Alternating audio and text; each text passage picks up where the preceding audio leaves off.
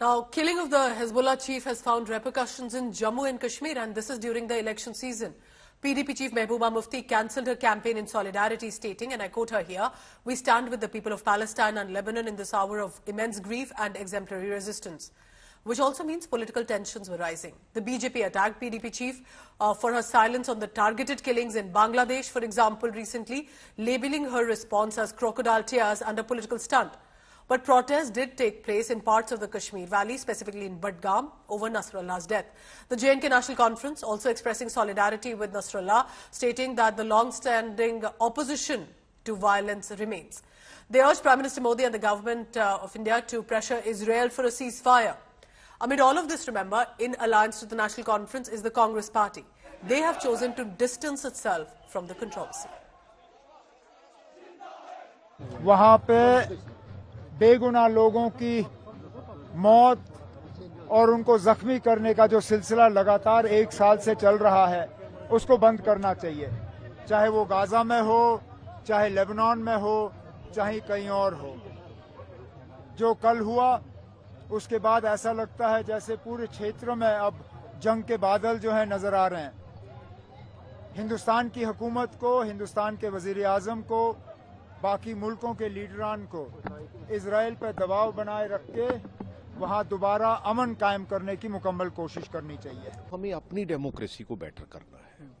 हम बाहर जो देख रहे हैं वो एक अलग जो दुनिया का नज़रिया है, जो जिसकी फीलिंग है, लेकिन एट द सेम टाइम हमें अपनी डेमोक्रेसी को स्ट्रेंथन करके अपने लोगों के लिए आगे बढ़ने की ज़रूरत है। मेरा ख्याल है ऐसी सिचुएशन जो है वो क्रिएट नहीं करनी चाहिए। हिजबुल्लाह के जो कमांडर है नसरुल्लाह, उसकी मौत पर महबूबा मुफ्ती को इतनी तकलीफ क्यों है? जब बांग्लादेश में हिंदुओं का कत्लेआम होता है तब इनकी आवाज़ बंद हो जाती है।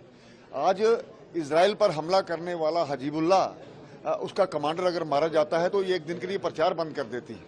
ये घड़ियाली आंसू हैं, मगरमच्छ के आंसू हैं। लोग इसकी सारी जो मंशा है उसको समझते हैं। इस प्रकार के षड्यंत्र करने से कुछ होने वाला नहीं है। इंसानियत के नाते जो बात करनी वही सही है। जिस व्यक्ति ने पूरे दुनिया में आतंक फैलाया था उसका मरना ही ठीक है। महबूबा मुफ्ती ने चुनाव प्रक्रिया का बहिष्कार करके साबित किया कि किस प्रकार वह आतंकियों के लिए आंसू बहाती है। कुछ साल पहले उनके आंसू बुरहान वानी के लिए बहे थे। ऐसे ही सोनिया गांधी जी के आंसू बाटला हाउस के आतंकियों के लिए बहे थे।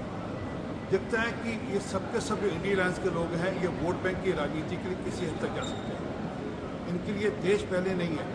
आज तक कभी सुना कि महबूबा मुफ्ती या सोनिया गांधी या अब्दुल्ला का कभी कोई आंसू किसी देशभक्त के लिए बहा हो? कभी देशभक्त के लिए कभी उन्होंने एक शब्द बोला हो?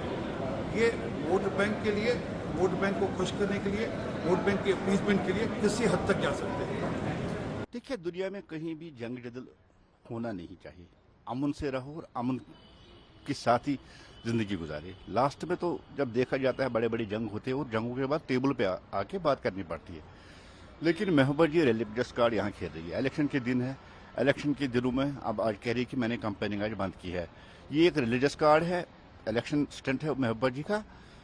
कमेंडेबल है कि इसको हम भी कंडेम करते हैं कि दुनिया में कहीं मरने नहीं चाहिए लोग, चाहे वो कोई भी हो। जंग किसी बात का